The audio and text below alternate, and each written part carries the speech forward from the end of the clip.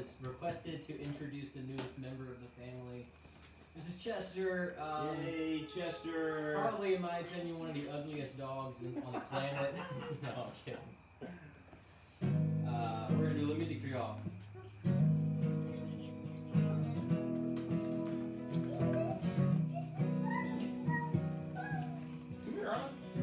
It's just an old beat-up truck. Some say that I should trade up now that I got some jangle in my pocket. But what they don't understand is it's the miles that make a man who'll trade that thing in for a rock. What they don't know is my dad and me, we drove her out to Tennessee. She's still here now, he's gone. So I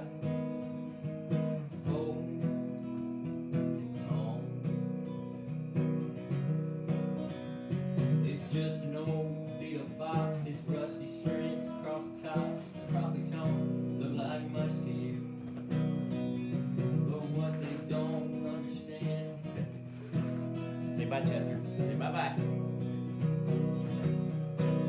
To the things I believe in, my faith, your love, our freedom. To the things I can count on to keep me going.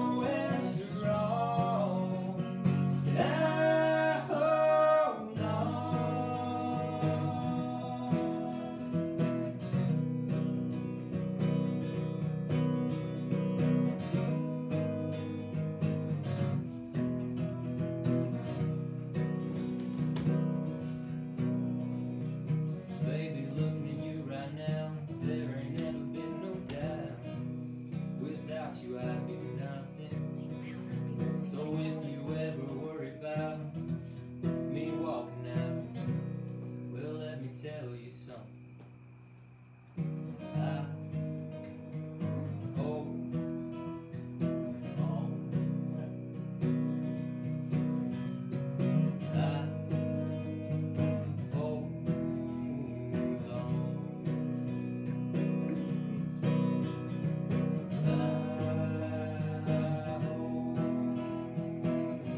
You better be holding on too right now. This is the time. Well, I hold on to the things I believe in, my faith, your love, our freedom. To the things I can count on to keep me going strong. To the things I believe in, my faith, your love, our freedom. To the things I can count on to keep me going strong. I hold on.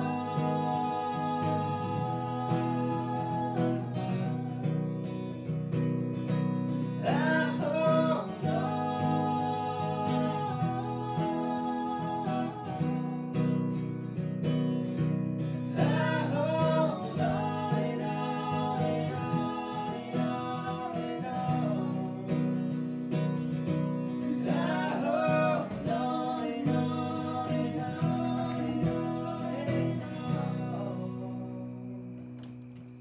Hey, would you guys stay with me for an opening prayer real quick? Sunday, we're going to pray. So much to be prayerful about and thankful for. Man, you know, I know there's people gathered all over the country right now praying, and I think all of us would agree we want God's will more than anything. So let's ask for it. Father, we just begin our evening tonight. We thank you for these Front Porch Lives and the chance to come together and enjoy some family time, Lord, to exercise our faith and to strengthen our faith. Father, to talk about our freedom and how to preserve it and how to protect it for future generations. And Lord, just to have a little bit of fun at the same time. And I just thank you that you give us the joy to do that even in the midst of the storm and even with so much uncertainty right now in our country, that we can still be peaceful and joyful because our joy comes from you and our peace comes from you. And so we just thank you, Jehovah Shalom, for peace, and we just ask you to give us that peace and fill our nation with that peace. Lord, I pray specifically right now for discernment, Father, and the judges, and the poll workers, and the counters, the people that are doing the recounts across the country, the attorneys that are dealing with the legal battles. God, I just pray for them to be wise, Lord, to have the wisdom to make the right decisions, to pick the right battles, the discernment to choose, Lord, even where to go and what to do. God, I ask you for that personally, Father, in the next 24 hours to know where we can be best useful in this particular fight and in the preparation for the fight to come in the coming months and years. So, Lord, just give us wisdom with that. Give us peace, Father. I pray for peace for the nation with whatever the results turn out to be once we do finally have an accurate count and all of the perfectly normal constitutional processes, once they have been done, Lord, that whatever the outcome is again, that there will be peace in our country, Father. And I ask you to give that to us regardless of which side, even though we know that there are those seeking evil and wanting to perpetuate evil for months to come. And I just pray that you would thwart their plans, Lord, that you would turn their plans on them, that you would take those that are planning evil and put it right back on their heads, Lord.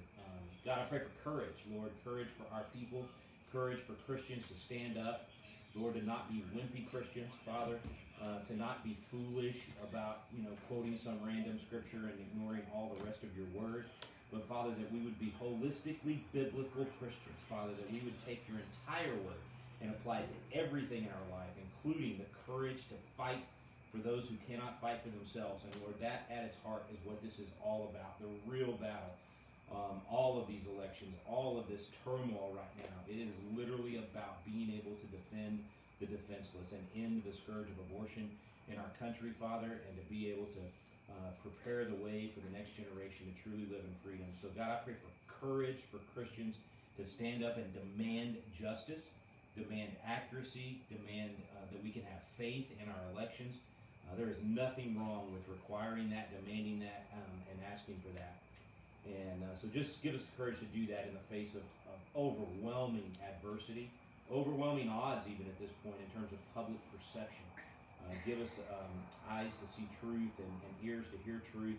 And Lord, give us the mouths to be able to speak truth in a way that will be effective. In Jesus' name we pray. Amen. Okay, sorry, I didn't mean to preach. I Sorry, went a hey, little long there. listen, volume is not good. Volume is not That's good. what I try to, yeah. All right, we've So got to we're get gonna- this microphone thing Here. fixed. It has something to do with this connector down here. So Or we're just going to zoom in on you and maybe they can pick it up. it won't work on that iPad. So let's try. Now this. If I do it this way, because I got both of them here. Let's try getting rid of that one. Even though we'll need it for our song at the end. We got more music coming up.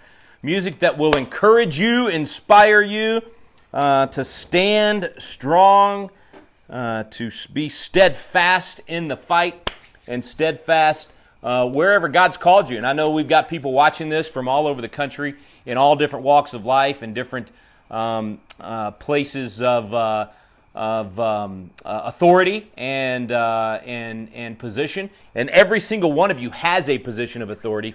Let's not forget that you are in charge. We, the people, are in charge. And so every single one of us has a role to play in this. I'm going to get a thumbs up on sound. It's good. Okay, sound is good. And you guys can put some comments in there too, just to let me know if the sound's okay from what you guys are getting out there as well. And just thank you for everybody that's on tonight. Our audience continues to grow. We've been having our largest Facebook Lives ever. And obviously there's a lot at stake, so there's a reason for that. And so I'm going to try to cover as much as possible and encourage you, but there's some really good news today on several fronts. Before I get to that good news and the breakdown of each state, let's not forget we've still got 7 states where there's either going to be a recount or a legal dispute. And so the race is not decided. Let's just start with that, okay? This race is not over. We got a long way to go here, and that's just the process. When an election is this close and you have so many voting irregularities, not just irregularities, but outright fraud and breaking of the law. And so I realize, listen, the pressure is on right now. There is an enormous movement right now from the left to make this be over. They want so bad for you to give up and go home and forget about it and say, we did our best.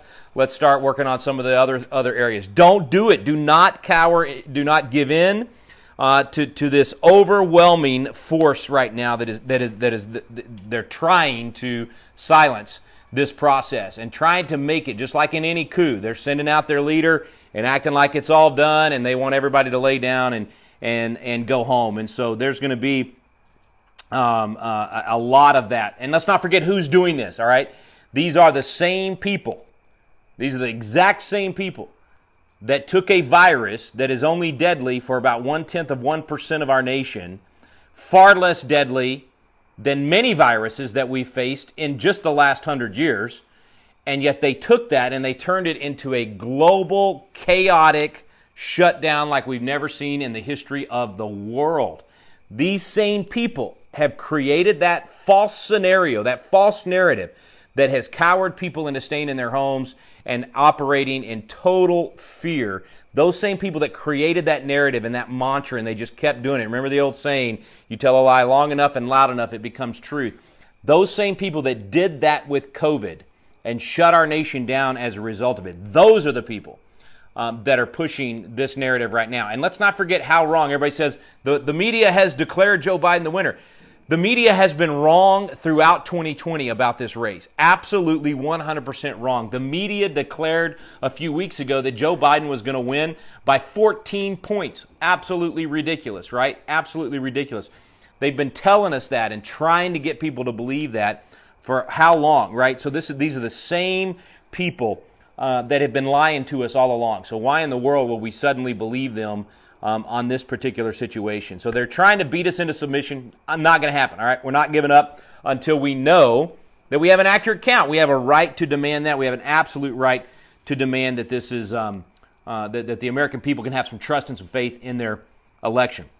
Here's part of how they're going to try to, and by the way, don't you love their whole narrative? I mean, if you just watch the news right now and you watch the major media, you would think that in America, Joe Biden is president right now, that he's already moved into the White House, that there's no 60 days between now and even the swearing in ceremony. I mean, they have made it like it's already, that he's literally moving in tomorrow. It's just almost a little bit hilarious on that part. But part of how they're going to try to beat you into submission is this mantra of, where's the evidence? Where's the evidence? I mean, I watched a quick part of an interview with George Snuffleupagus, or Stephanopoulos, however you want to say it, and the great governor, best governor in America, Kristi Noem. And he just kept interrupting her. Where is the evidence? Where is the evidence? And she handled the interview great, and I thought did a fantastic job in the interview. But don't let them bully you with that. Don't let them bully you by saying, where's the evidence? Where's the evidence? First of all, I'm going to share with you some of the evidence. Then we'll do the updates of some of the good news that's happened, all right? If somebody asks you, where's the evidence that this election is not accurate right now? Let me just give you a couple of these things, okay? Number one, absolute evidence they've admitted to governors and secretaries of state blatantly breaking the law, absolutely violating election law, making up their own rules that they don't have the authority to do. They have no authority to change the election laws, and the Supreme Court's already told them that and told them to set aside ballots that were affected by their changes in the law that they made without any authority whatsoever. So not only have governors and secretaries of state and local election officials admitted to creating an election scheme. That's what they were doing with all of these changes in the law, with the mail-in ballots, using COVID as an excuse.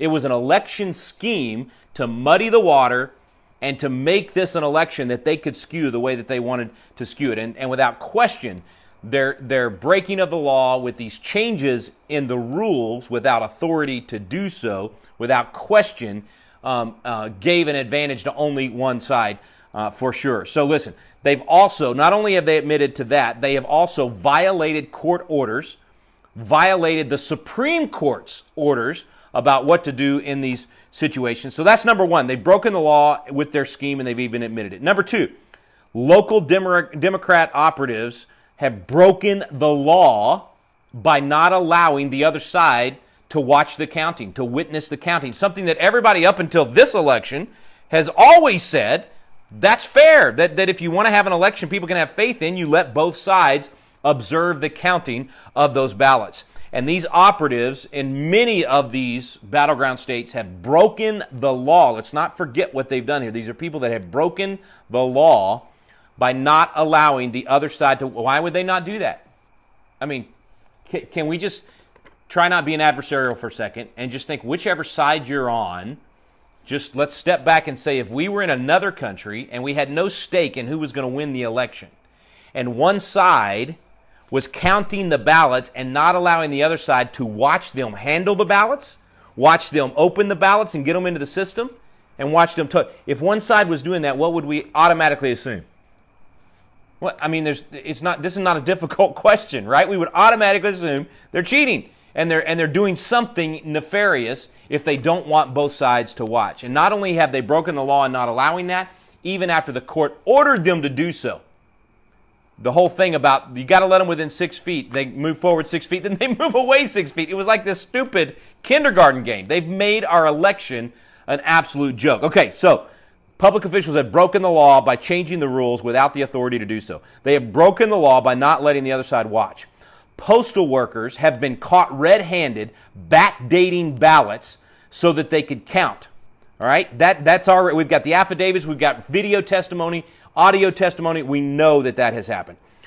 Fourth, hundreds. This is not anecdotal. Okay, hundreds of fraudulent claims are being made right now by witnesses and by affidavits and testimony. Hundreds of examples of fraud and quote irregularities. I mean, we're getting flooded with them in all of these battleground states. All of those things have to be investigated if anybody wants to have peace and have an actual, both sides have any faith in this election.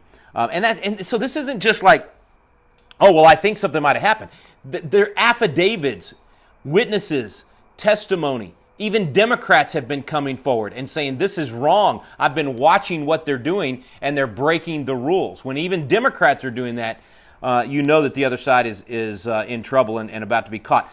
Dead people voting, military ballots found in the dumpsters, mysterious dumps of hundreds of thousands of votes in the middle of the night, and almost all of them going one way. All of these irregularities, all of the vote, sudden ballots showing up, all of those things always in favor of Biden.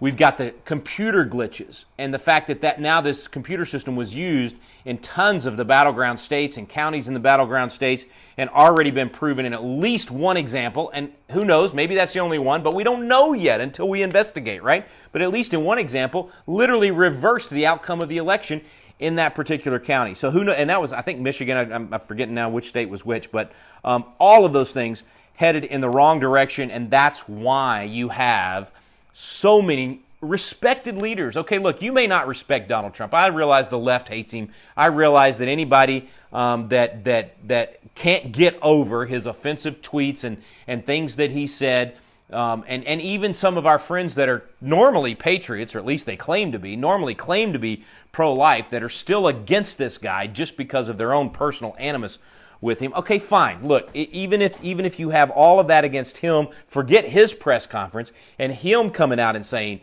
that there's all these irregularities and things that have to be investigated. Listen, people, there are leaders that I would hope that most of us that are conservative and patriotic respect that are saying the exact same thing. I mean, when Newt Gingrich and Ted Cruz and Lindsey Graham and congressman after congressman and governors like Kristi Noem and others are saying everything clearly is pointing to the fact that there has been an attempt to skew this election and we must verify the ballots, then we should stop, letting the left, and not just the left. Now you've got these moderate kind of, and maybe not even moderate, maybe that's not the right word, these mamsy-pamsy Republicans, people that if you took a survey of their position on the issues, they're with us on most things, but they got no backbone, and they're sarcastic, and all they care about is they're looking for any opportunity to point out anything that the Republicans do that is wrong so that they can feel like I'm really middle of the road and I'm self-righteous. Eric Erickson's kind of the guy I'm thinking of right now. Oh, did I call out names? Yes, I did. Anyway, so you've got a lot of these guys that were never Trumpers that are now acting like they're the Republican voice of reason, and this is over, and Donald Trump and his cronies need to go home. They've wanted us to go home from the beginning. They've hated the fact that we've been winning so many battles without them because they refuse to support. And that's really what's at the heart of these never-Trumpers that are acting like we're wrong for trying to get an accurate count. They want they want us to lose so that they can be happy about the fact that they were not with us. See, if we win without their help, they're irrelevant, right? So anyway, just that's a side note, but that's just how you should feel about some of these Mitt Romney, Eric Erickson, never Trumper folks. Okay, so that's what their real motivation is deep down psychologically. Okay, now let's talk about the turning points even today. Some of the positive things that are happening. We're already the documentation in Pennsylvania is going to become overwhelming at some point. In fact, Rudy Giuliani held a press conference this morning. He said, we've already got enough evidence to flip the election in Pennsylvania back to the rightful winner, which was Donald Trump, and we can show enough of the fraud and the illegal voting that took place to try to change it. You've got the Senate leader, the House leader, you've got committee chairman in Pennsylvania, all of them. They've already started the investigations. They've already started and called for this whole thing to be looked at very, very closely, which means there's, as I mentioned yesterday and the day before, the possibility of a new vote, literally redoing the election in these states, or the potential of the outcome changing if they are able to separate the illegal votes from the legal votes. So in Pennsylvania, that's a big, big deal. The announcement by Giuliani this morning and the efforts by the legislative leaders in Pennsylvania. These Republicans in Pennsylvania are not rolling over. They are not giving up. They're going to push until we have an accurate count. And I meant to say this at the beginning. It should go without saying because I've said it on every one of these Facebook Lives. But there is without question going to be a peaceful transfer of power if an accurate election is finally done and Joe Biden wins the election. We are all going to gladly say, well, not gladly, okay, but we are going to peacefully and constitutionally and even patriotically, because it will be a very patriotic effort to say, I love my country and my Constitution, and if the other side won, just like we did with Obama in 2008 and in 2012. So these people that are saying that Trump won't leave the White House or we're going to become violent on the right, bunch of baloney, bunch of lies, zero evidence for that, zero. In fact, all historical evidence points to the fact that my generation of leaders and conservatives will absolutely say, once there's an accurate count and we know that there wasn't fraud, will absolutely say, he's our president. We will respect him as the president, and we will fight him in the legislature and wherever else we can to keep him from turning our nation into a socialist nation. But we will acknowledge the fact that he won the presidency. If that happens, I still think there is a very real path for Donald Trump to still become the president. If the actual votes are counted, if only legal votes are counted, Donald Trump's going to be president again, okay? But we don't know if we're going to be able to get there. It's going to depend on what the Supreme Court does. It's going to depend on what we do in terms of giving up too early or not. So that's Pennsylvania. Arizona, we're down to 17,000 votes in Arizona. There is still 200,000 votes to count. So that's plenty of room for Donald Trump to overtake Joe Biden in Arizona. And you might say, well, Rick, does that even matter anymore? Absolutely it matters. It's a game changer because now it puts all the pressure on Georgia. Well, actually what it does is it makes sure that we make Pennsylvania the real count happen there, and then you're only down to one other state. So we've got major legal battles in Nevada, Georgia, Wisconsin, and Michigan, all going to have to be heard. And so any one of those five flipping at that point, and Donald Trump is president again. So Arizona's critical. It's huge. It's not the only game in town, right? So even if Arizona doesn't change, there is still a path to victory once all states are counted accurately. But if it does change, it's further evidence that Fox should be done with, right? And that they were wrong for calling it so early. That had a major psychological effect on an awful lot of this narrative right now. But it's very important if Trump overtakes, and if you just do the math on what's left, it's like 240,000 votes this morning. It was 19,000 margin, 240,000 left to count. Plenty of room there to make up that margin. Last I looked, it's 17,000 votes now, just under 17,000 votes. difference between the two, but I don't know how much of the 240 has been counted, so I don't have a final number on that. We'll know more later tonight and tomorrow. But without question, that's enough if he keeps that 55, 56% margin that he's been getting on all of those dumps in Arizona. Then he will overtake by 1,000 or 2 votes probably. And let's not forget Governor Doug Ducey, Congressman Andy Biggs, some of these Arizona leaders have been saying from the beginning, you guys called this way too soon from what we're seeing in the numbers and the way that we count in Arizona in terms of first in, first counted, and which ballots came in first and all that jazz, that there's a very, very good chance that Trump will win Arizona. So that's a big deal, and that continues to happen in Arizona. Nevada, Wisconsin, and Michigan got investigations going in all 3. We've got lawsuits that have already dropped in all 3 states. Nevada, we've already found 10,000 ballots that were illegal. I think the margin in Nevada's in the 20 or 30,000 range. I forgot to look at that one right before we came on. So who knows what will happen there, but the legalities, there's no question there's some illegalities going on there that's going to have to be investigated. But I want to talk about Georgia for a minute because this is again important to answer these people like George Stephanopoulos and others that are saying, where's your evidence? Where's your evidence? And what are you pointing to? And all that stuff. Let's just back up and look at Georgia. Can we just walk through this for a minute? And again, let's say you're not an American, or let's say it's Georgia in the former Soviet Union. We're going to the nation of Georgia, and we're ballot investigators, and we go in and we find out that on election night, one of the 2 candidates was well ahead.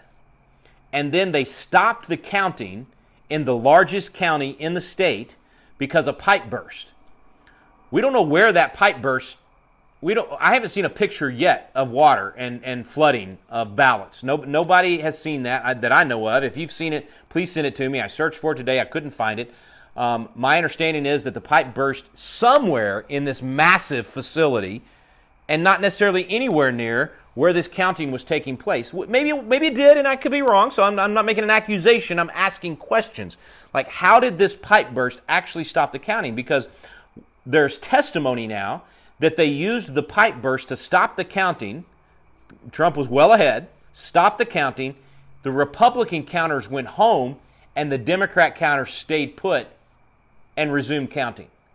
Now remember, we're not in Georgia of the United States. We're in Georgia, the nation. And we're watching this happen. What would you think? No big deal, right? I'm sure everything was fine, and however many 100,000 votes were counted during that time frame, we should not question at all. Of course we should question it. And then, what happened next? Next we find out Trump's still slightly in the lead, and there's supposedly only 25,000 ballots left to count. Actually, I say slightly. I think at that point he had a 7,000 or 8,000 vote lead, and it looked insurmountable, and Trump was going to win Georgia. We go to bed, we wake up the next morning, what do we find out? Oh, no, we were wrong. It wasn't 25,000 that needed to be counted. Now all of a sudden there's 60,000 in this one county. And now to put all of this in perspective, let's no longer pretend we're in the country of Georgia. We're back in the state of Georgia. We're in Fulton County where this has happened. Does that sound familiar to anybody, Fulton County?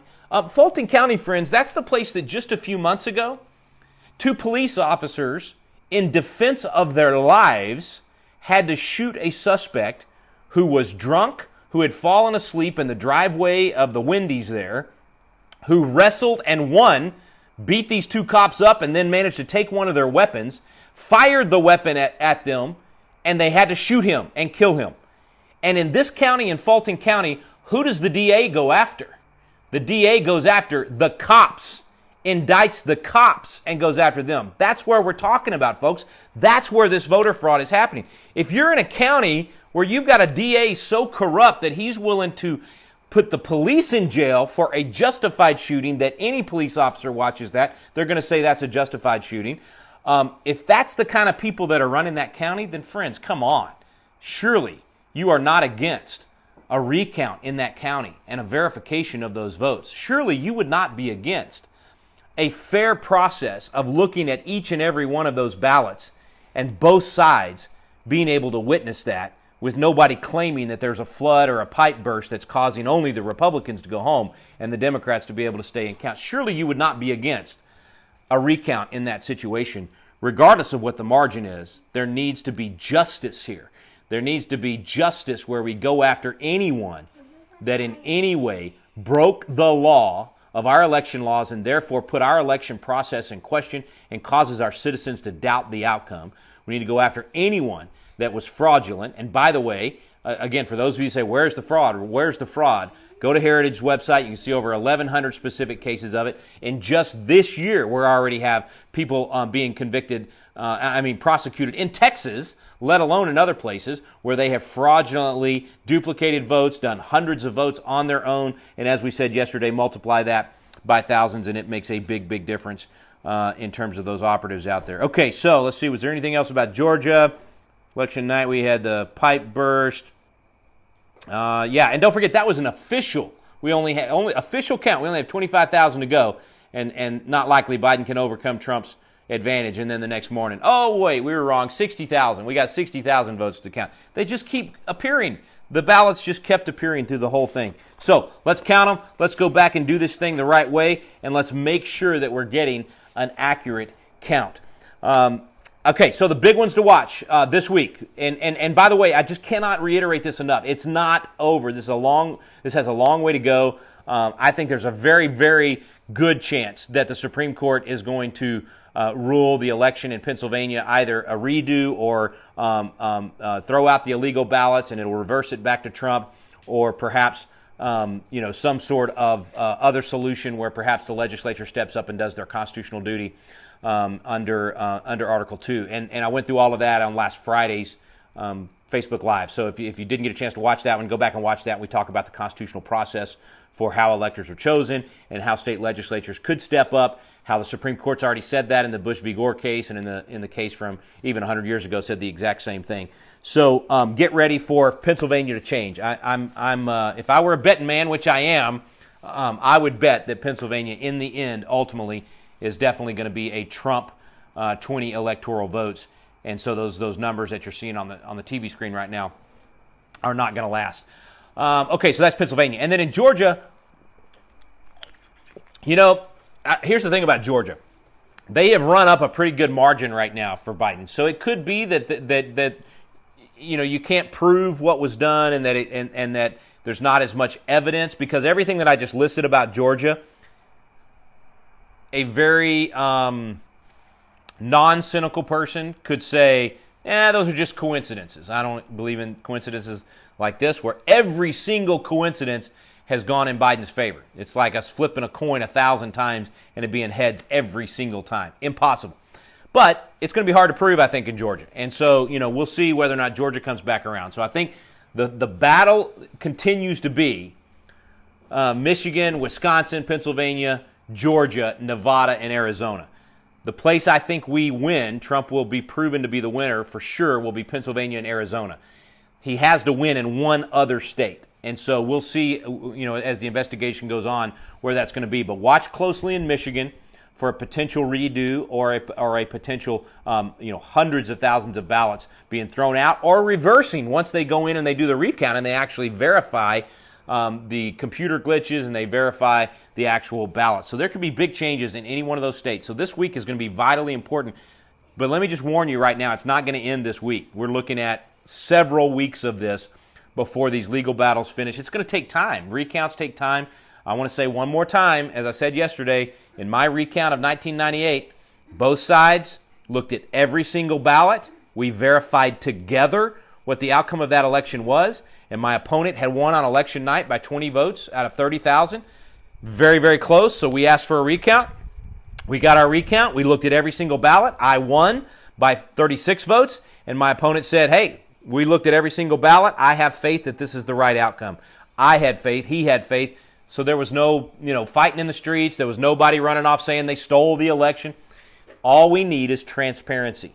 If we have transparency of the process, if we follow the law, and friends, if you want to change the law to allow mail-in ballots for everybody, if you want to change the law so that a ballot is mailed to every citizen in your state, then if you have the votes to do that and that gets done, then I lose, right? You win. You have a lot of potential for fraud under your system, but it would be a legal system. It would be a constitutional legal system with the potential for fraud.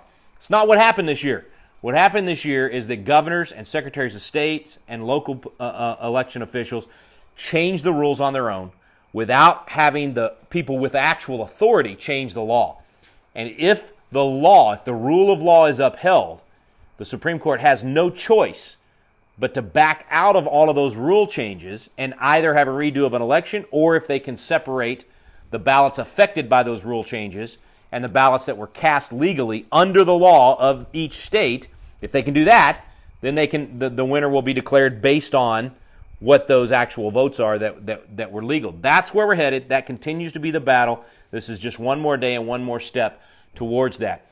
There are attorneys flooding in from all over the country into each of these battleground states. There are smart people and good teams going in on both sides. And so I fully expect that every ballot is going to end up getting examined in these states. And thankfully, we have a president who is not going to cower. He is not going to give up. He is a scrapper and a fighter, and he understands what's at stake.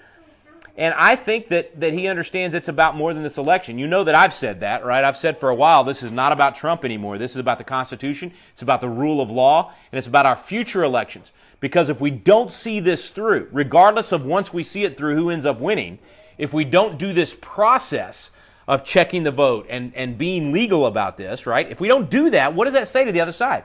It says the same thing that idiot mayor in Minneapolis said when he said, let the precinct burn. Let them have the police station. Let them get it out of their system. And when that police station went up in flames, the whole nation was set afire. And riots started happening in cities all across the country. If we let this go and we don't see this through and pursue every legal means possible to make sure we have an accurate account, if we don't do that, we've destroyed our election process, not just for president, but every local election. It's done, folks. You have empowered those who are willing to cheat. And there's always been people willing to cheat. Republican and Democrat both. Let's be blunt, okay? I will say most of the cheating comes from the side that believes in moral relativism. Because if you believe in, just think about this practically, theologically, right? If you believe in moral relativism, if there is no God, everything's okay, and the only thing that's wrong is to get caught. If you believe what's been taught to our children in our schools for the last 60 years, that there are no moral absolutes, then you have a Machiavellian view, and you think the other side is evil and Orange Man bad and all that stuff, you will do anything to win. And that's what has happened in this case, all right? Our side, meaning the Republicans, the conservatives, the people that believe in the Constitution, that believe in the Bible, that want the Bible and biblical worldview to permeate the culture and to influence the culture, we believe that there's a right and wrong. We believe in truth. We believe in honesty. Does that mean we're perfect? No, I'm not self-righteous enough to say that. Of course, we have our own sins. We have our own desire to win. And sometimes we do fight too hard. And sometimes we do. Sometimes I throw a punch. Sometimes we get in the flesh. There's no doubt about that. But on the whole, our side is far less likely to say I'm willing to cheat and win. There are some on our side that are like that, but most people I know on our side would agree with me in saying, I'm not willing to cheat to win. I would rather lose with my honor and come back and fight the next fight. I'm not willing to cheat. And here we're not. This is supposed to be a peaceful election process. I am going to fight that fight as best I can. And may the best man win. May the winner win, right? That's how our side views it. Most of us. I know some of you are thinking, oh, Rick, there's just bad people on the Republican. Of course there is. There are operatives on the Republican side that are Republican in name only. There are people on the Republican side that are evil, that will do anything to win. I've been up against some of those people in Republican primaries. I get it. There's definitely some of those people on our side. But there's a reason that all of the irregularities, all of the voter dumps, all of the computer glitch, all of these problems, there's a reason they've gone one way. There's a reason that they've been helping Joe Biden and not helping Donald Trump. And anybody with common sense can see what that is. Okay, so watch this week. I'm not sure if I'm going to do a Facebook Live every afternoon, but I will do my best to keep you updated as news comes in. And not just as news comes in, but kind of how to interpret that and what that means constitutionally to the outcome of this thing. There's a chance I'll be in one of these cities this week and on the ground, and so I don't know how much I'm going to be able to do this, but we'll see what's going to happen there. Let me close out with some action items and some things I want to encourage you to do, and then I'm going to ask Cameron and Reagan to close us out with Stand. I think now is a perfect time for that song. and the fact that, our nation, as I mentioned yesterday, is 50-50 right now, which means you have the chance to push our nation in the right direction. That should encourage you to know that we're 50-50, encourage you to know that even after they had the media, they completely dominated a media that's been lying to us all year long. They have dominated education for almost 3 generations now. They have dominated entertainment. They have dominated the pulpit. They have more pastors that are wimpy, mamsy-pamsy, don't apply the Bible to most of life and just want everybody to feel good. They've dominated all these arenas. And yet, here we are, 50-50 in our nation. So with all of that effort and with all of that control that they've had, we still have 50% of the country that believes in the Constitution, believes in the rule of law, and is willing to fight for these things and wants to restore our nation to an actual constitutional republic. Like we are on paper, we would like to be in practice, right? And so that's the good news, that 50% of the country is still with us. I know it's bad news that 50% of the country was willing to drag a basically nearly dead man across the finish line and act like he's president of the United States just so that they could get Trump out of office, right? And I realize that if you only focus on the fact that 50% of the country was willing to do that, you will get depressed. So don't focus on just that part. You have to step back and look at the big picture. We've got half the country with us. The Senate is split down the middle. The House is split down the middle. Our Electoral College is split down the middle. Our states are split, not down the middle, but kind of across the country. We've got 26 to 28 states that are going to be Republican and 21 to 24 that will be Democrat, which, again, let me reiterate this in case anybody missed this. That means in the event of either an electoral tie, which is still possible depending on how these battleground states end up, either in the event of an electoral tie or in the event that some of these elections are called are thrown out for illegalities, or in the event that, the Supreme Court could even say the whole thing is thrown out. We're going to let the Congress decide. And because no one can get a majority of the electoral votes based on how many states would be thrown out due to fraud and irregularities, then it goes to the Congress. It goes to the House, and the House decides. And then in that case, Donald Trump definitely becomes president. I forgot my giveaway. Hey, I need, Reagan, would you hand me that Patriot Boot Camp in a box on the living room table in there? I'm going to give away, this is a $100 item, I'm going to give it away for free to whoever can answer this question. Okay, here's the question. All right, you got to type it into the box there, and then I need, hey, Kara or somebody else, could you watch the chat? Hey, could you ask Mom to watch the chat real quick? We're going to see who gets the answer to this question first. Okay. So here's our question. This is not going to be an easy question. This is going to be a tough question.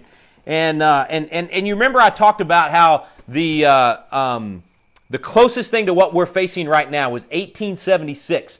It was Samuel Tilden versus Rutherford B. Hayes. So that the question is not who was up for the presidency. And in that election, it came down to Tilden was 1 vote shy. So he was almost president of the United States. He needed 1 more electoral vote. And there were 19 electoral votes that had been cast into question, very much like what we see right now, except we've got about 80 electoral votes that have been cast into question. And so these 19 electoral votes, there were 2 sets of electors sent to Washington, D.C. From these 3 states. And here's the question. What were the 3 states that had 2 sets of electoral votes in 1876 that ultimately determined the President of the United States? Actually, it threw it into a question, and then this commission ultimately chose who the President of the United States were. So while you're researching that or thinking about that, and we'll see who can type that in, here's what we're going to give you. We need this right now. I'm telling you, this is the place to start. We got to think about the next round, right? Where is the next battle going to take place? It's going to take place in your home, in your community, okay? You've got to become the catalyst for a restoration of biblical and constitutional principles. You've got to become a patriot that knows how to fight, peaceably, legally, all of those things, all right? So we created this Patriot Boot Camp in a box, all right? This is going to equip you to be able to fight smart, to have the right wisdom to answer people in your church when they're saying, I don't know if I should be involved, or why should Christians get involved, or where is the biblical command for that? All those questions, all right? We cover that in here. We're going to talk about things you can do to make a difference. So let me show you what's in the Patriot Boot Camp in a box. First of all, you're going to get 2 Pocket Principles. Okay, that's got the Constitution, the Declaration, and my talk on LIFT principles, limited government, individual liberties, free enterprise, and timeless truths. All that. You get 2 of those, so you can give one away and keep it yourself. Okay, you get the DVD, Freedom is Worth the Fight. All right, this is a fantastic presentation our family does on why freedom's worth the fight. And right now, if ever in our history, you need to know why freedom is worth the fight. And then you're also going to get my book, Freedom's Frame. This is the one that Zig Ziglar did the forward on, and it's all about these timeless principles. It goes through the Declaration principles. We've got to restore these principles, folks. This will tell you where to start. So if you're wondering how to fight as a patriot, you start with that book, Freedom's Frame, and it's in this Patriot Boot Camp in a box. And then our Patriot Boot Camp is actually, it's a 4-DVD series. I go through the timeless principles of liberty. This is a talk I do at Patriot Academy every year. And then I have a round table with some really good friends of mine, Mark Rush and Paul Sika, and we sit down in that round table and we answer the questions about politics. The discussion is called Politics is Personal, because it is. It's personal to each and every one of us. And then there's a workbook that goes with the DVD set so that you can fill that in as you're watching the DVDs. And then there's also a T-shirt. All right, last thing that's in the box, so you get all this, okay? And the T-shirt says Patriot Boot Camp. And then on the back, it says, I am a patriot. All right, so check that out. That whole thing, I'm fixing to give it away to somebody. Reagan, did anybody answer correctly? I don't want to give the answer out unless I know if somebody's answered it correctly. So I need to, can I whisper to you what the 3 states are? We can run through the comments. Oh, I do see a couple of people getting the right answer. So it is, let's see. I want to make sure. I see, okay, so I see that somebody has it right. So, Reagan, I want you to go back and see who got it first. It's Florida, Louisiana, and South Carolina. Well done. I see several people got it right. Florida, Louisiana, South Carolina. Let's see, Robin got it right. I think Susan beat Robin. Scott beat them. So if you would, just scroll up, and it's going to depend on who came through on our feed here first. Because of internet and everybody being in different places, some of you might have somebody else first. We'll figure out who won, and then we will get your mailing address, and I'll be sending you that box, T-shirt and all, and we'll get a message from you to find out. We have these shirts in medium, large, and extra large. And so you can, those of you that didn't win, you can get that whole thing, all of that, right now on our website at patriotacademy.com. So it's $97. So consider that a great donation. You'll be making a great donation to Patriot Academy so that we can do what needs to be done in the coming weeks, months, and years to win this fight long term. All right, so let's see. What else did I have? Okay, so that's the beginning. You've got to start your Patriot Boot Camp in your home. It's time to go to boot camp, guys. I'm telling you, it is time to get serious about what it means to be a patriot. This election outcome, this chaos, has awakened a whole nother group of patriots out there, right? Think about the movement in the last few months. The COVID crackdowns and living in dictatorships in states across America. The riots in the streets and the violence that the Democrat cities allowed to take place night after night. The lies that have been told about our American history and the rewriting of who we are, the challenging of America, saying we're evil instead of the fact that America is the greatest nation. We've been the greatest force for good the world has ever known, the greatest governmental national force for good the world has ever known. We saved the entire world from Nazism and communism and despotism. We have created an economic system where I don't care if you're red, white, yellow, black, or brown, you've got more of a chance to succeed right here in America than anywhere else, which is why people are trying to get into our nation, not trying to get out of our nation. Why do you think that so many blacks come to America from other nations? Why do you think Hispanics come to America from other nations? Because we're a racist nation? Give me a break. That's the dumbest thing we could possibly... You got to be totally illogical to not be able to look at the influx of immigrants into our nation and say, something must be right about this nation. It's not that we don't have some wrong, and there aren't, bad people in our nation, but our system itself has been the greatest political and economic system the world has ever known, and there's a reason that people flock here. And so we've got to understand what that means. That's what patriotism is all about. That's why we call it a Patriot Boot Camp. You've got to be a patriot. A patriot is someone that stands up. A patriot is someone that understands why they respect their nation and why they wave their flag, because they know their flag is worthy of being waved. A patriot gets that, and then a patriot is effective at what they do, and they're willing to sacrifice. I've been saying it, all throughout this week, but lives, fortune, sacred honor, we got to sacrifice in the same way the original American patriots did. We've got to give of our time. 2 hours a week. That's what I'm asking of every one of you. 2 hours a week. Get in one of our Constitution classes. Join me tomorrow night, Monday night. You can be part of that 11,000 member class. Or start your own class. 2 hours a week. It's all I'm asking. One night a week that you would devote to freedom, to studying freedom. That's your life. And many of you are going to be asked to do more than that. And hopefully you'll be willing to do more than that. But every one of you can do that much, right? All of us can put in 2 hours a week. So number one is your lives. Number two is your fortunes. Start donating to candidates. Right now, donate to the recount. Donate at donaldjtrump.com. Donate to the candidates in Georgia. Friends, the control of the Senate is going to come down to these runoffs in Georgia. Both United States Senate races in Georgia are now up for a runoff. It's going to happen on January 5th. Right now the Republicans will have 50 seats in the Senate. The Democrats have 48. If we win both of those seats in Georgia, we have a 52-48. We're able to stop whatever damage if we lose the presidency. I still think we're going to win it, but if we lose it, we'll be able to stop some of the damage that a Biden-Harris administration would do. And you know that they and Nancy Pelosi they would love to move our nation immediately into outright radical socialism. And so the Senate is the last place you can stop them. So these two races in Georgia are massive, massive. If we win one of them, we have a majority 51-49.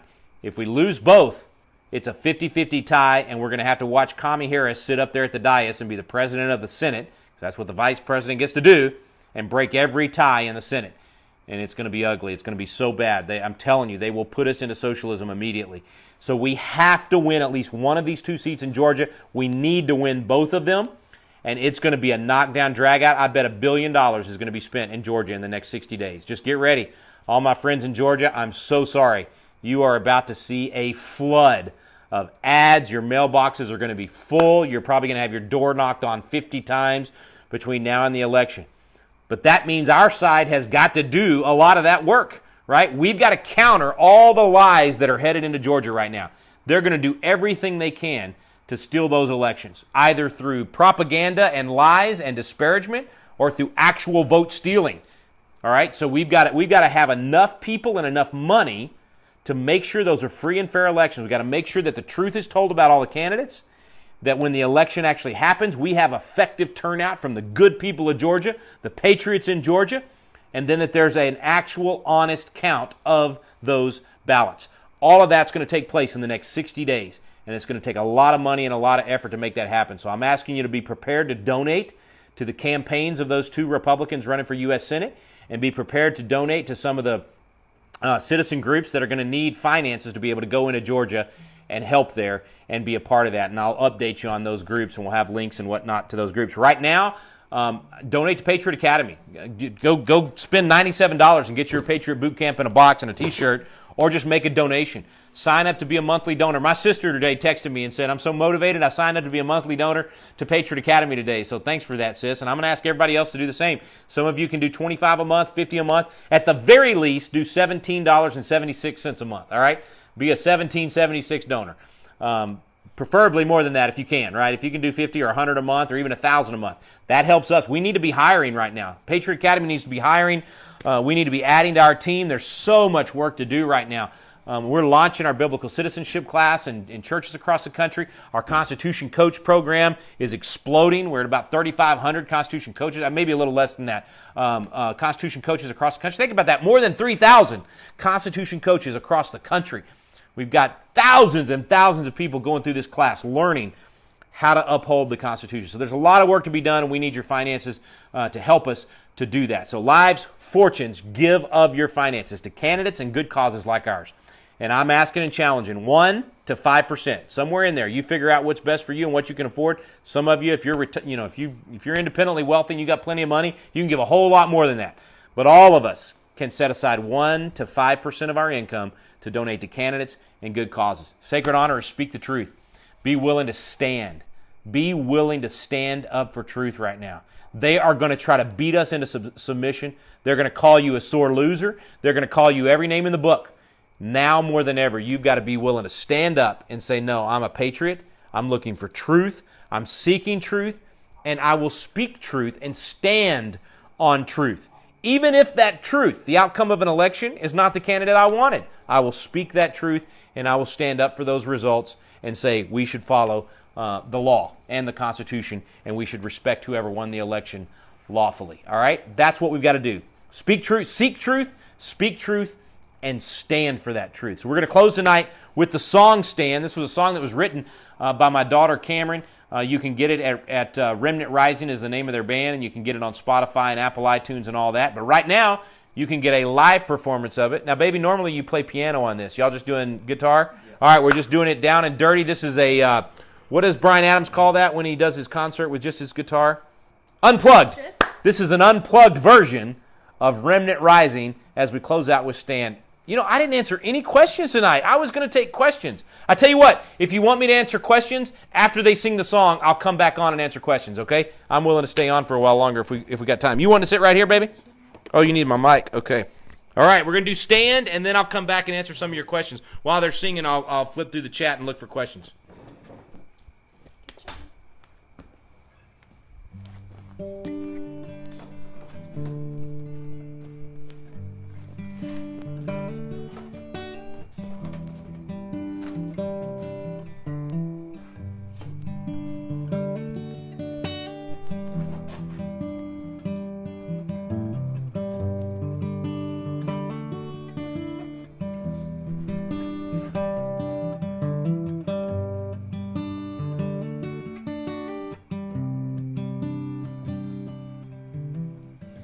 Heard something on the radio that made my skin go cold.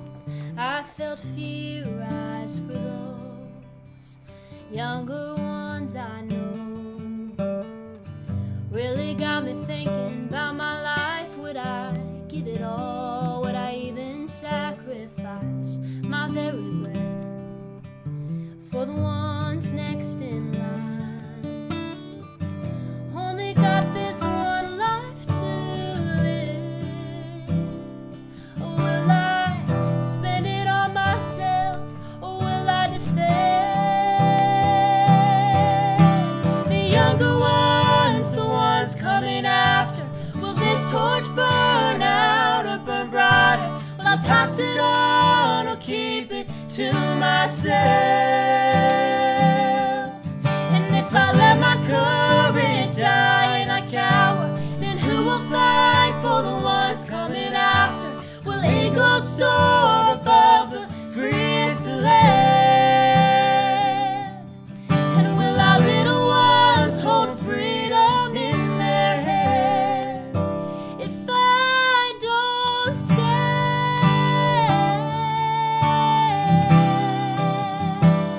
if I don't stand.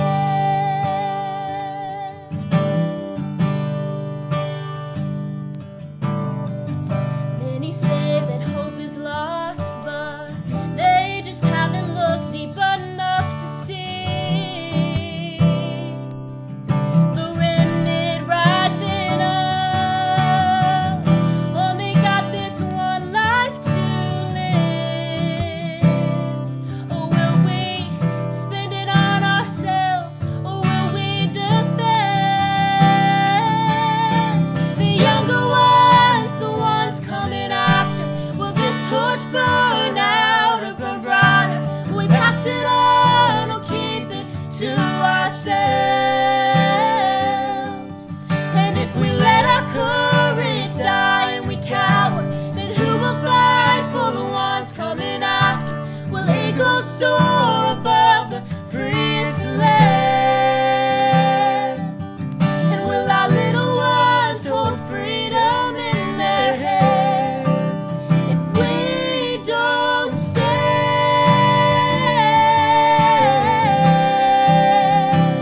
if we don't stand,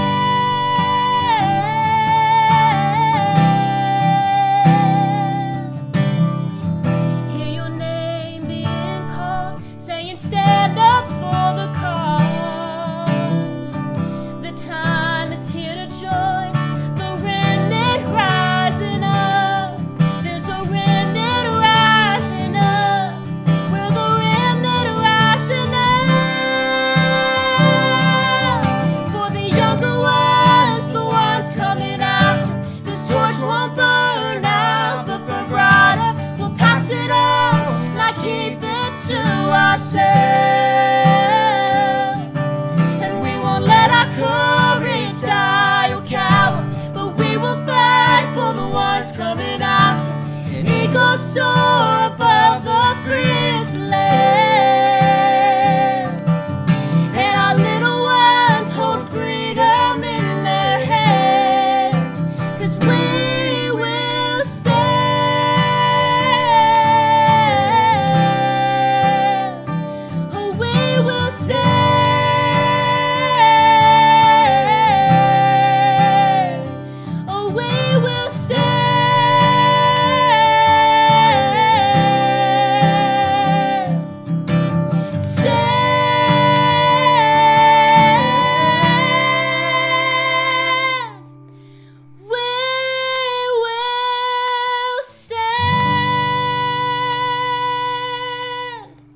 Thank you so much. God bless you guys. Thanks, guys. Have a great night. All right, let's do some questions. We had a lot of good ones in here. Let's see if we can knock out a few before we lose everybody. I know it's getting late and we've done a lot already, but I was scrolling through and I like some of these. So first question from Monty about if the election would end up. Oh wait, microphone. Where is this it? You're gonna see. I'm gonna put it up here just for. And would you check in there and make sure it sounds okay? If because that short may still hit when we move it around.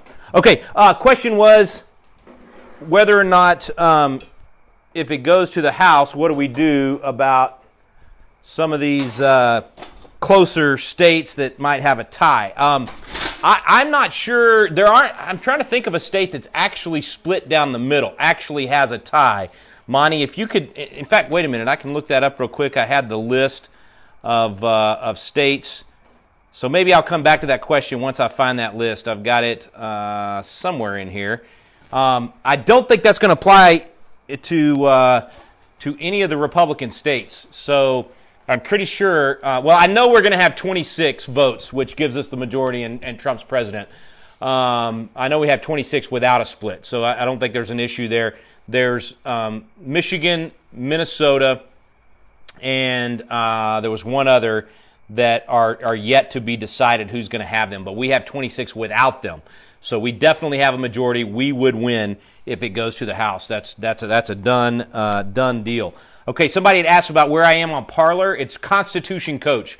So if you go to Parler, search for Constitution Coach, one word, and you'll find my Parler account.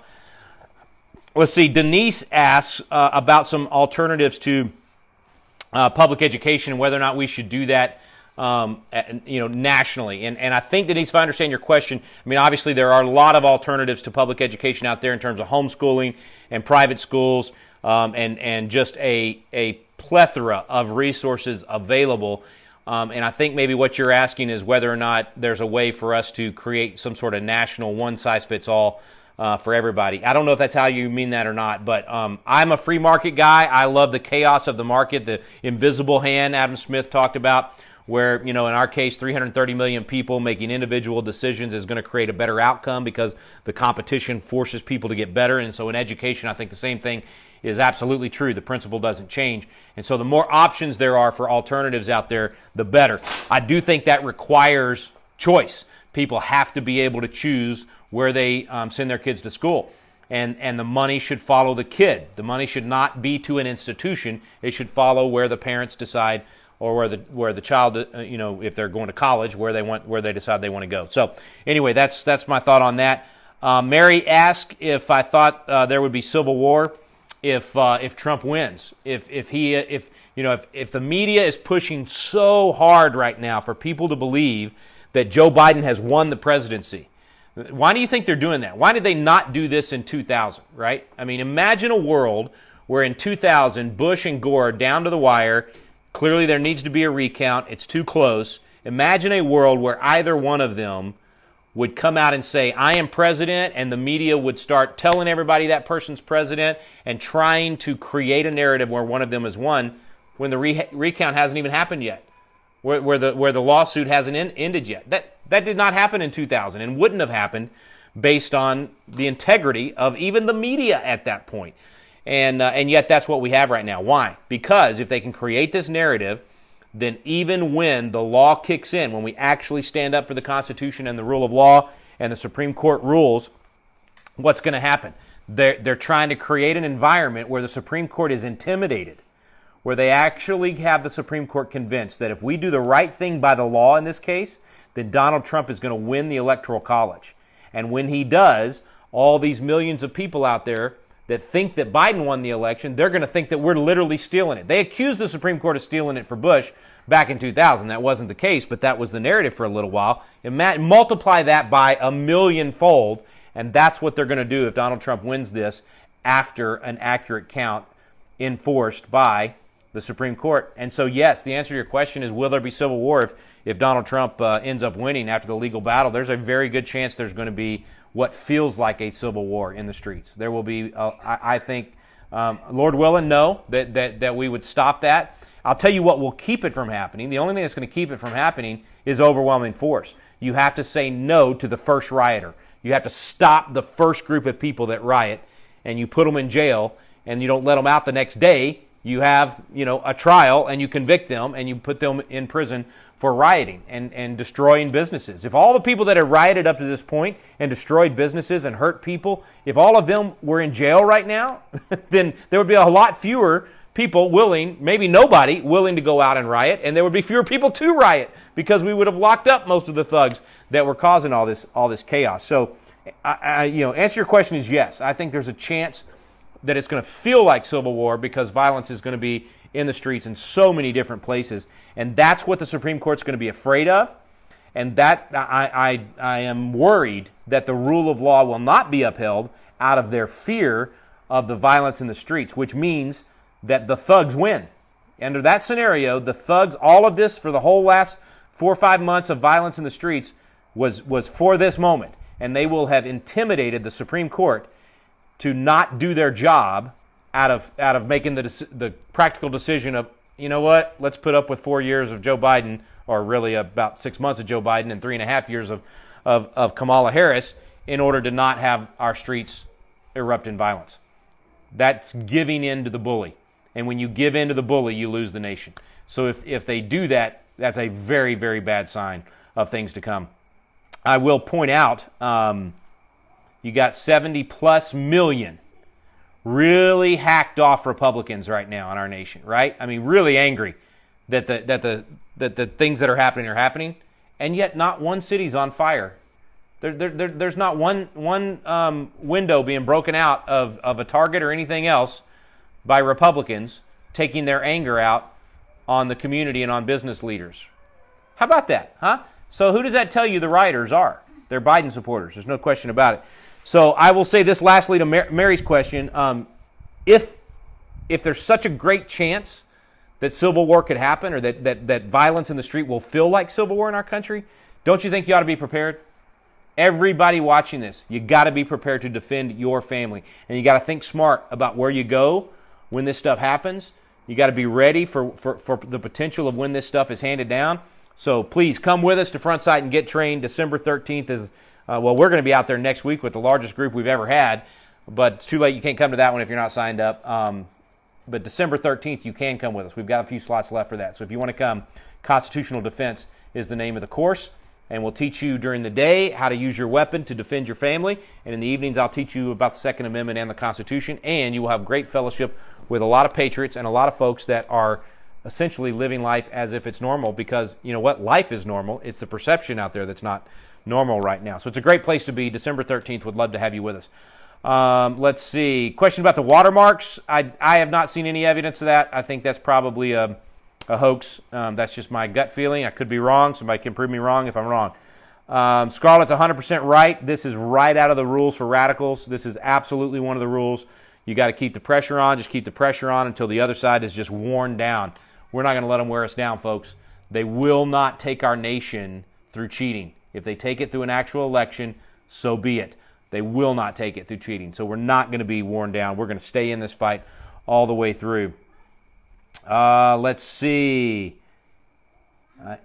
Go ahead, baby. You got one you want me to do? I just have a point to make. That during the next legislative sessions in everybody's states, they should be really involved in the committee that's going to oversee amending election law. Like, not, they need to advocate for their governors to not have such broad stroke power. Yeah, I agreed. Yeah, Kara's pointing out that every one of us need to be ready to battle in our state legislatures, right? We've got to become active in that process and getting our state legislators to do good changes to the law this session, both with regard to putting the governors back in their place and not letting them have such broad power, either in a pandemic, well, specifically in a pandemic, but election laws at the last minute, secretaries of state being reined in, all of those things. That all is done at the legislative level. Now, what we're going to find out in the next month is whether those laws at the legislative level are going to be upheld by the Supreme Court. But there's lots of good things we need to be fighting for this spring with regard to that. Okay, there was one I wanted to... where did that go?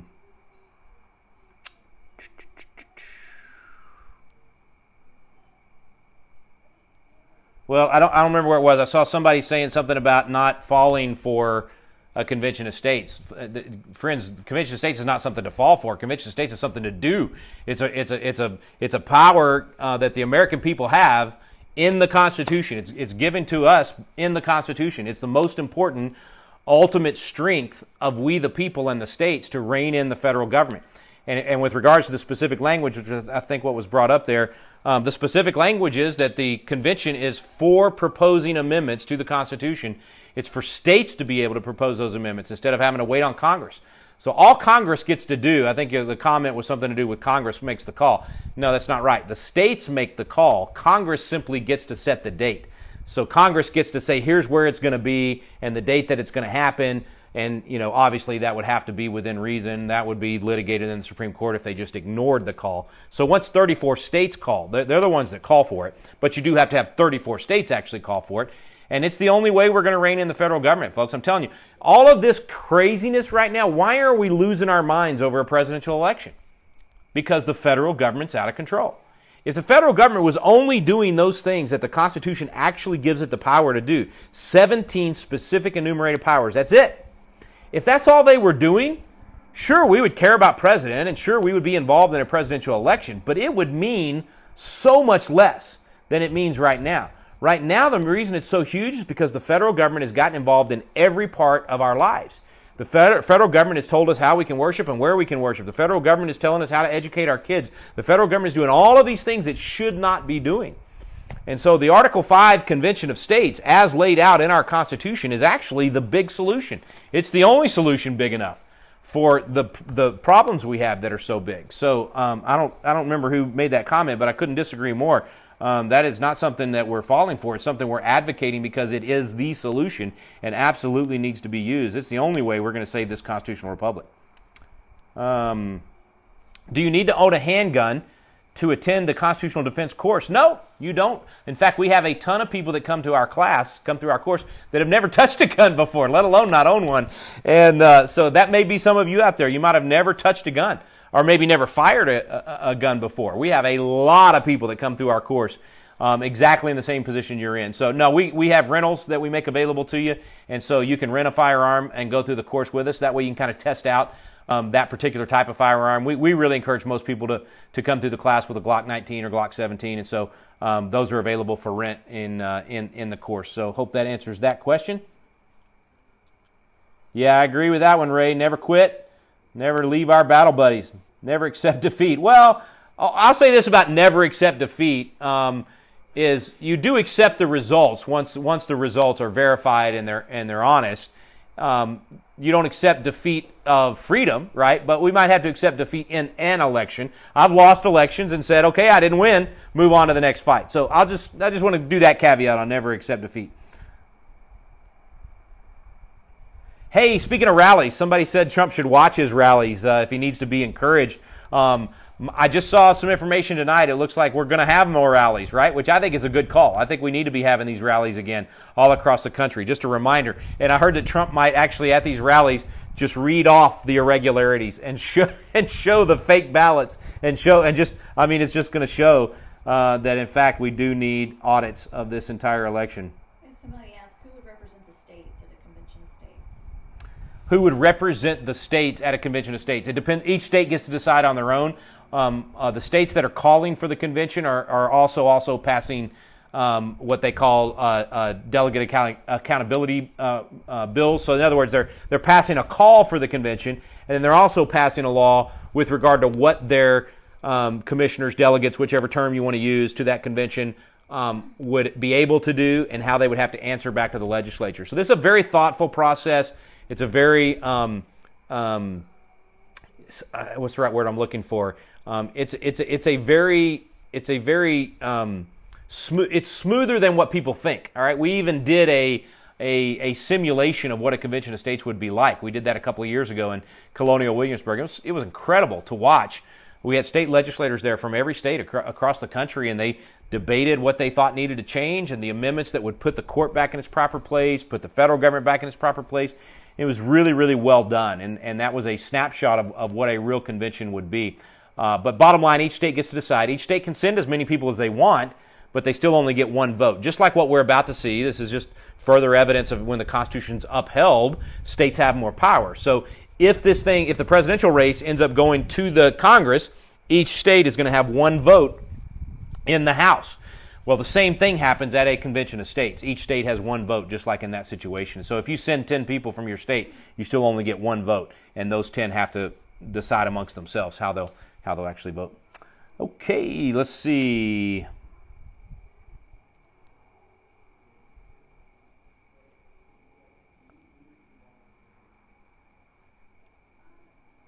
Can pastors talk politics? Can pastors talk politics? We address that in detail in the Patriot Boot Camp in a Box, all right? So in these videos, we have a roundtable discussion about that very thing, Christians and how they should talk about politics, and whether or not pastors can talk about politics from the pulpit. So get your Patriot Boot Camp in a Box for a longer answer to this question, but I'll give you a short one. Absolutely. What are politics? Like, what do you mean when you say, can pastors talk politics? What do we mean by that? What do we mean by politics? If what we mean by politics is government, if what we mean by politics is policy of how our country is run or how our neighborhood operates, if what we mean by politics is what's against the law and what's legal under the law in our communities, in our state, and our nation, does the Bible speak to any of that? Does the Bible address what kind of leaders we should choose? Exodus 18, hint, hint.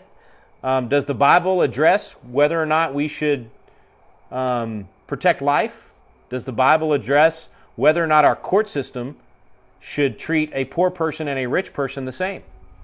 Does the Bible address all of these things? Of course it does. Does the Bible address even how representative government should work? Choose out leaders from among you, leaders of tens, 50s, hundreds, thousands. That's local, county, state, and federal government. Of course, pastors not only can talk about politics, they should talk about politics. Now, I'll answer that from a legal perspective. Constitutionally, can they talk about politics? Absolutely, 100% yes, they can talk about politics from the pulpit.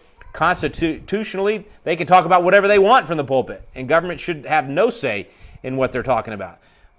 And from a current law perspective, the Johnson Amendment is what is used as a threat to churches to not talk about politics, not talk about elections, and it's intimidated pastors. We've got a couple generations now of pastors that have bought that lie, and they think they're not allowed to talk about any of those things. You know, we let our fire go out back here. That's a bad sign for where we are at the moment. Reagan, you want to stoke my fire for me? I'm getting a little cold over here. Anyway, yeah. Oh, by the way, I didn't share my shirt for the night. What's my shirt say on the back, babe? Defender America, Shining City on a Hill. Shining City on a Hill, Defender of America. There you go. Go to defender-gear.com and use the Patriot 1776 coupon to get 10% off. And it'll end up helping us with our cause. Okay, anyway, what was I talking about? Yes, pastors talk about politics. You should. You can. You should. The nation doesn't work if you don't. Churches are the salt and light. How are you going to be salt in the community if you're not talking about what's going on in the community? I mean, that's really the answer to the question, right? Can pastors talk about politics? Well, how are you salt and light in a community if you can't talk about the community, if you can't talk about how the community's operating and working and how our neighborhood's doing and who the leaders of that neighborhood are? Of course, pastors absolutely should talk about politics. You know, Margaret asked, how do we make sure that Arlen, you want to come help me? there is not voter fraud in the Hey, Poppy. Hey, buddy. We're watching fire. Yeah, we're making a fire and we're talking to all these people out there. Can you wave to them? Can you say, hey, Hey, freedom, Freedom. freedom, yes, yes. I love America. I love America. Say, go Trump. Go Trump. I love it, I love it, I love it. You want to do you want to sing The Stars at Night? Go ahead. Hey, Poppy, this fire. Yeah, there's a fire. Can you help all our Texans out there remember the stars at night? Night are very bright. Deep in the heart of Texas. Yeah. How about that, Texans out there? Good job, buddy. You can go see Gigi. Okay. All right, what was the question Mary Margaret was asking? Just how could we help see that the two runoff elections in January and make sure that there's no voter fraud going on there? Yeah, great question, Mary Margaret. So I think in Georgia, what's going to happen there's going to be I bet $1 billion or more flood into Georgia in the next few weeks, and a ton of people. So how we can help, I think, kind of stay tuned for the answer to that, because I'm researching right now, and I'm going to be talking to the Bartons and others tonight and tomorrow about which organizations are going to be the best ones to donate to help with that, because people are going to be coming in to watch the election, knock on doors, campaign, all of those things. I mean, heck, maybe we need to do a Green Family tour of Georgia and go do an event every night for the next 60 days in Georgia. We'll see. If you're in Georgia and you want us to come out and do a Comedy and Constitution or a red, white, blue, and green event or something like that, then let us know. And heck, we might be able to put together a whole tour out there. But and what you're asking about, though, is after the election or during the election, make sure there's not fraud, and then make sure the count is done right. And my guess is that there's going to be 10 poll watchers. Well, the law, I think, only allows one for each counting station or whatever from each side. But whatever the law allows for it, we're going to max it out. And there's going to be poll watchers from both sides. And I can't imagine, I think at this point, all eyes are going to be on Georgia. And frankly, Attorney General Barr has already said we can send in federal officers to watch.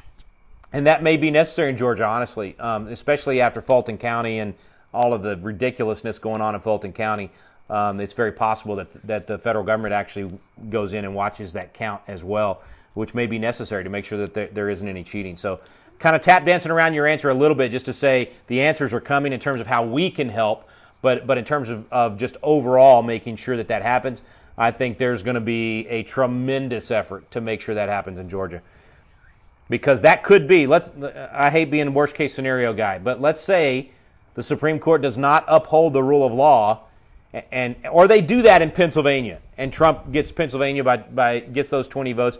But let's say it turns out there wasn't any cheating in Georgia. Let's say that pipe burst and it really was threatening those absentee ballots, and the Republicans went home, and when the Democrats stayed around and counted, they were honest Democrats there in Fulton County, and they counted, and they didn't cheat at all, and there's no reason for us to be concerned. So let's just say that that's the case, and that ends up being still a victory for Biden in Georgia. And let's say Trump doesn't pull out Arizona and end up winning there. And let's say Nevada, Michigan, and Wisconsin, all three of those, the recounts and the illegalities and the suits and all that, all go the wrong way. And Joe Biden does, in fact, win the presidency. He has not won the presidency yet, but let's say he does win the presidency. Well, then, friends, Georgia's it. Georgia it's not just ground zero. It's not just the Alamo. It's it. It's the whole battlefield at that point. That's why Chuck Schumer said, as soon as they could claim any victory whatsoever for Biden, what did Chuck Schumer say? He said, now on to Georgia. We take Georgia and we change America. You read into that what you like. What he's really saying to you is, we're going to go do everything we can to win those 2 Georgia seats, and if we do, there's nothing stopping us. We're turning America into the socialist states of America. That is the agenda. That is what they want. That's what they've been fighting for years, and we've been able to hold them off. We've been able to hold them off somewhat. They've gotten some of their socialism, but not entirely. If we lose those 2 seats in Georgia, oh my goodness, friends, we are going to be the resistance, and these will be very different kinds of Facebook Lives. I will still be encouraging you to fight, and we will fight as the resistance. But right now, we have a chance to fight as a 50-50 country. Right now, we have a chance to fight from a position of strength and a position of victory in most states across the country. Anyway, let's hope that continues to be the case, but we will be fighting hard to make sure that vote in Georgia is accurate. What else? Arlene, let's see. You did Stars at Night. You could do the Pledge of Allegiance for us. Do you remember? You want to do the Pledge of Allegiance for us? Jack's asked if the counts on the Georgia races, that the ones they're counting right now, are so close because of possibly because of some of the fraud. Sure, yeah, that's very possible because it looked like it looked well. Now Loeffler was going to be in a runoff no matter what. I mean that one. There was no way she was going to get to 50%. So that one we knew was going to have to be a runoff. It is. I have heard some, very respectful people and smart attorneys that have said that actually that Doug Collins was the one cheated out of that Senate race, and that he and Loeffler should have been the ones in the runoff if it hadn't been for all the fraud. And that may be true, and maybe the recount uncovers that. So yeah, Jax, that could be the case. I think without question on the Purdue race, that without the fraud he had 50%. I mean, he was this close. He only missed it by a very small handful of votes, and he was almost over the 50%. And can I just rant for a second about this libertarian candidate for president and how many races, how many states would not even be in question right now? Donald Trump would have won those states, and we would not be dealing with all this if this libertarian candidate for president had not been on the ballot in those states. Just absurd to throw yourself in the mix like that when you have zero chance of winning. And when you claim to be for the things that the libertarians claim to be for, how you could possibly want to help Joe Biden and the communists end up winning in our nation. Come on, you got to think better than that. You got to be more strategic than that. You got to care more about the country and be more of a patriot than that. Look at the Michigan race. There was several U.S. Senate races that we would have won if these egotistical libertarians that just wanted to be able to write a book and make money and get their name out there so that they can go on the speaking circuit, if they had thought about the country instead of themselves. They're not patriots. They're not patriots. They're fools helping the left win our nation. So shame on you, all of you libertarian candidates that caused that. I'm not against I'm more of a libertarian than most people are in terms of true libertarianism, but I'm smart enough to think strategically and not hand it over to the worst possible people to run our country because I want my ego to be able to go sell books and be on radio programs. Just a shame. Anyway, I haven't broken that down on how many states that's the case, but without question that's the case in Arizona, in Georgia, in Pennsylvania, in these key states. It wouldn't even be close if it wasn't for that. And that's also true for these Senate races. And Perdue is one of those. I mean, he who knows? Maybe after the recount, he actually ends up winning outright and having 50%, and then there doesn't have to be a runoff there, and that's a big game changer. We'll see. Somebody said Cameron should start singing "The Devil Went Down to Georgia." That's great. Yes, Cameron, you got to learn "The Devil Went Down to Georgia," because I think the devil went down to Georgia, Pennsylvania, Wisconsin. God bless Charlie Daniels. We lost him this year, and what a great man. And by the way, you should read Charlie Daniels' book. It's fantastic. People want to know who won the box, but we can't scroll up the comments yeah, we'll have so to- you'll have to announce it later. Okay, so we have to announce the winner of the Patriot Boot Camp in a Box after we close off the live because we can't. It doesn't let us scroll up to see who won until we're finished. And then when we're finished, we can scroll back up through the comments and we'll find you. And then everybody else can go get one at patriotacademy.com. Patriot Boot Camp in a Box, and be sure and pick out your shirt size when you do that. Are you still getting video? I'm getting, sorry, we lost video. Yeah, Ellie, I agree. I mean, think about it. Libertarians align far more with Donald Trump than with the socialist, Harris and Biden. So it just doesn't make sense. You would think they would make a strategic decision, and I'm sorry for being so angry about that with my libertarian friends out there. But guys, we got to start thinking about the country. You got to think strategically. I often have to support a candidate that I am not enthusiastic about, and maybe they're only with me 60% of the time, but the alternative is only with me 10% of the time. So why would I go support someone that might be with me 90% of the time but has no chance of winning, zero chance? What good does it do to support a candidate that cannot win? What does the Bible say? You choose out able men such as fear God, men of truth, hating covetousness. These libertarian candidates aren't able. They're not capable of winning the election. There is no chance. If they actually had a chance, I'm willing to support a third-party candidate that has a chance. If a third-party candidate is closer to me on the issues and they're actually in the race, they could win, then I'll support them. But that is not the case with any of these libertarian candidates running for president or U.S. Senate. Not one. They will not get over 2 or 3%, and yet that 2 or 3% is going to throw the election to Joe Biden and Kamala Harris. Think about what you're doing to hurt the nation. Okay, I went off again, and I was trying to be nice, yet I wasn't nice. I was truthful. Let's see here. Yeah, the Great Reset, no question. That's what they're after. The Color Revolution. Watch Glenn Beck. Go watch some of Glenn Beck's series on this. In fact, in mid-September, he did a special on this where he broke down the color revolution and how they practiced this stuff in other nations. And I never thought we'd see it in the U.S. He did think we'd see it, and we are. We're seeing it happen, no doubt. If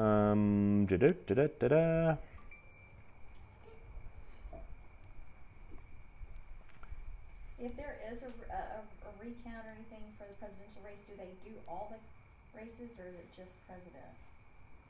I guess just president. Hey, Ray, thanks for that, buddy. I appreciate the fact you like my hat. Those of you who can't read it, it says Constitutional Defender of Front Sight. So that's a select group of people at Front Sight. It's kind of an elite group. And what happens is they go with us around the country to historical sites, and we do really cool. We've had our own private dinner at the Alamo for these folks.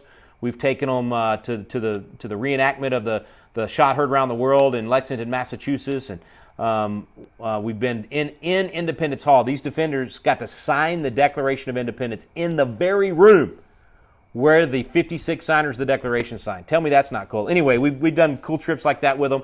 And then there are also, they get videos of those events that they get to watch. And basically a great group to be a part of. And thank you for mentioning that and pointing out the hat. You were saying if there's a recount, what was the question? I was just asking, how would the recount happen? Would it also recount down ballot races, or just? I'll have to look into that. The question was if a recount, for instance, there's a recount already on or called for in Wisconsin and Michigan. There will also in Georgia and then Pennsylvania. Those are for sure going to be recounted, and then I fully expect Nevada and Arizona will be. Arizona, we're at 0.6% separating the candidates. It has to be 0.5, and they will do an automatic recount. And so we'll see if it. I think it's definitely going to be more like 0.1 once we get down to it. It could go either way, Biden or Trump. It looks like it's probably going to go Trump, but based on the trend of the votes, we'll see. Answer your question is.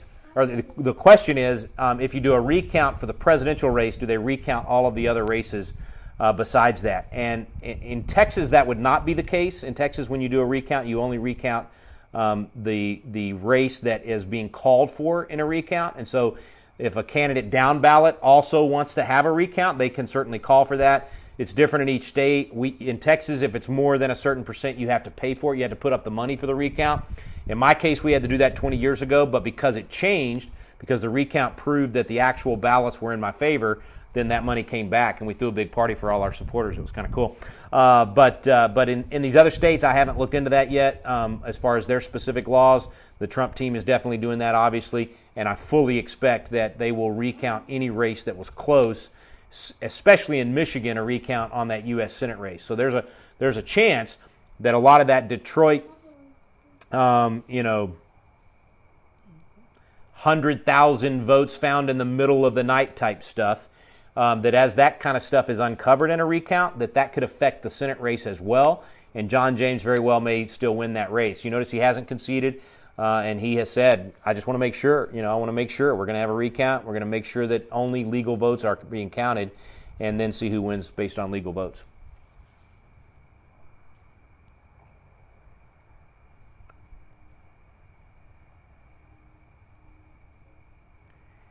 Good point, Sarah. I didn't look at that. The iVoter Guide, which is a great resource, folks, iVoterGuide.com. You can click on your state and get voter guides, and it literally they've gone in and studied each candidate so that there's a dial basically that shows you whether that person leans conservative, leans liberal, or are they moderate. And so I didn't realize, Sarah, that they did that on the presidential candidate. On the presidential voter guide and iVoter Guide, they said the libertarian was actually a moderate, not even pro-life.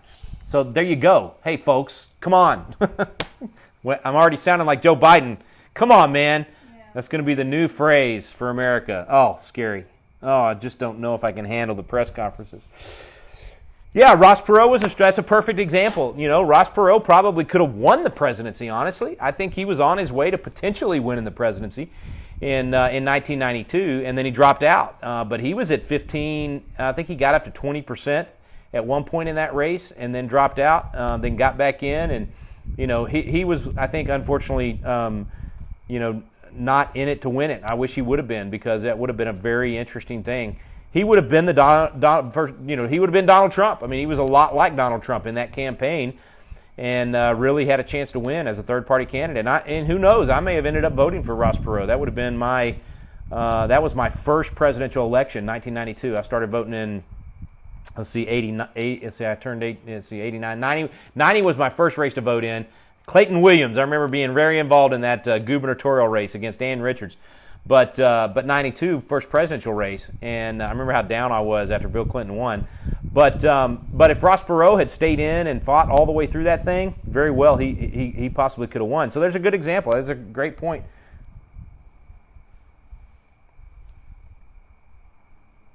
Do you have things to teach young children about our Constitution, Ruth asked? Yes, we do. We've got several things. First of all, we got Nick Adams' books from Flag, and they're really good. There's one on the Constitution, one on the Declaration, and one on the Federalist Papers, and those are available at our website, patriotacademy.com, and just look up Kids Constitution or Kids Declaration. And then we also have a great book for really about 6th or 7th grade and up, and it's called What Would the Founders Think? It's by my friend David Bowman. David Barton and I both do a forward on that, and it's a good book about basically the Founding Fathers getting in a time machine and coming to today and going, what have you done? You've totally messed up the system that we gave you, and it teaches the principles of where we've gone wrong and how to get back to those founding principles. So those are some of the resources. And then my favorite resource is Chasing American Legends. That's our television special we did a couple years ago, or gosh, I guess it's been 4 years ago, where we went to a lot of these historical sites with our buddy Brad Stein, comedian Brad Stein. It's a really fun way to study history, and so that's a great show to watch with your kids. And you can get that online at patriotacademy.com. You can watch it online. It's actually available digitally there in our store, or you can get the DVD set if you prefer. But those are some of the things that we have for kids.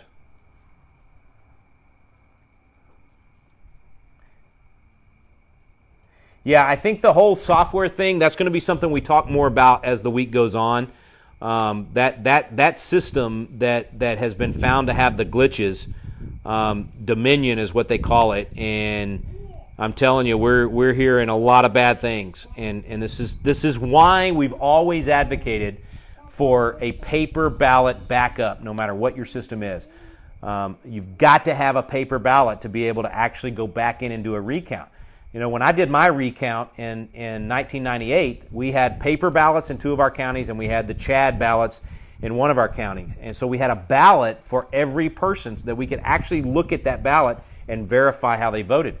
Just a few years after that, my friend Nathan Macias, who was a state rep here in Texas, he's executive director of Patriot Academy, he had a recount in his race, and there's no paper ballot for us to look at. We're just looking at printouts of the electronic counting. I mean, how does that help you verify? If somebody was able to cheat or miscounted or did the wrong, input or whatever, then it's done and you've lost it. So some people still use that. I think that's terrible. In Texas, in most counties, we've gone to a combination of the two. It's an electronic system so that you can quickly get your results. But your ballot, when you put your ballot in there and you vote, that's an actual ballot that goes in the box, even though the electronic system is counting. So I don't know how this Dominion system works. I'll learn more about that and report back to you later in the week. But man, we're hearing some really bad things about how much it's messing up the election system and how much fraud might be possible as a result of that system. So we'll see where that goes.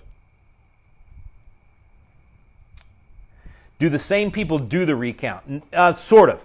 The same election officers will oversee it, but the difference in a recount is we'll be able to make sure we have a Republican and a Democrat looking at every single ballot. That's the good thing about a recount. They take their time. There's a much more supervised process, and it's much harder for them to cheat. It's almost impossible at that point. The question is whether or not the fix is already in. So if there's already a bunch of ballots that have been put into the well, if you've poisoned the well with a bunch of ballots and you can't tell which ones are legal and which ones are illegal at that point, then it's too late.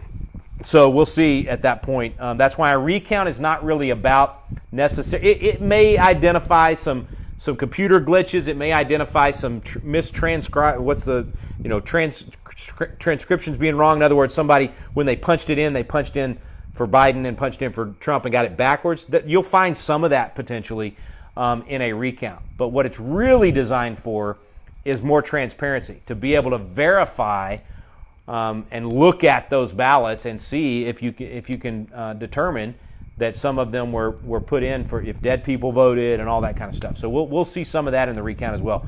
So yes, it's the same people to some extent, but a more verified situation where there's oversight and the courts are able to enforce that. See, they stopped us from doing that natural transparency in Detroit and Atlanta and a bunch of other places, so at least we can prevent that in a recount.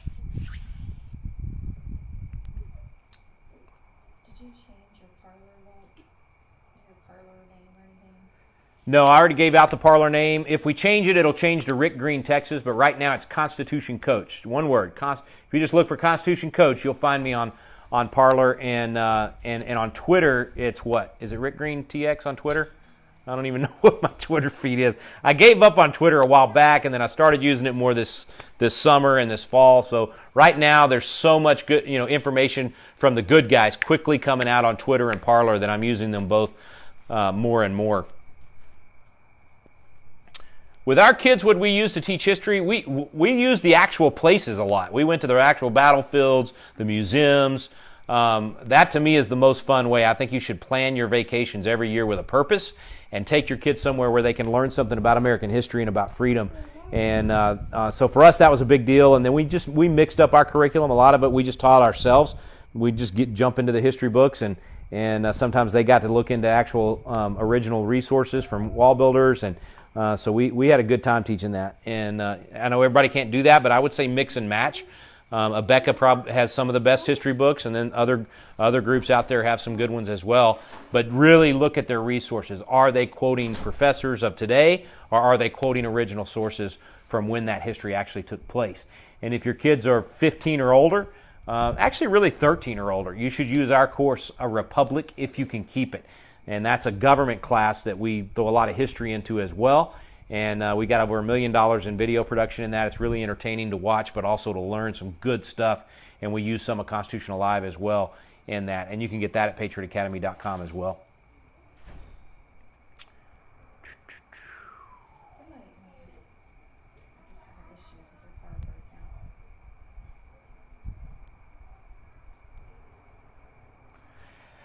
parlor account. Yeah, Chris Wallace is a clown. Totally agree with you there, Joe. No question, man. He's ridiculous. He's comparing Ted Cruz. What was the comparison he did today? It was diabolical. He compared him to a Japanese soldier refusing to admit that the war had been lost. Can you believe that? I mean, that's Chris Wallace for you. And this is the guy they choose to host the first debate? Ridiculous. Absolutely ridiculous. But somebody else had said something I was going to comment on. Oh, how long does a recount take? It'll be different in each state. It depends on their particular process. But I'd say we're looking at least a week or two before those recounts are done, and before we even know what for sure is going to be at stake in the lawsuits, so that the Supreme Court can answer the major legal questions that are at stake here. So yeah, hold on tight. It's going to take a few weeks. This is far, far from over. We got to keep reminding people of that, and you need to repeat that to people. It's not over. We're still counting. We're still making sure this is right. We're still verifying. We're still, actually getting some transparency. We're still correcting the not just irregularities, the illegalities. We're still correcting all of the laws that were broken. We're still finding those situations in this thing.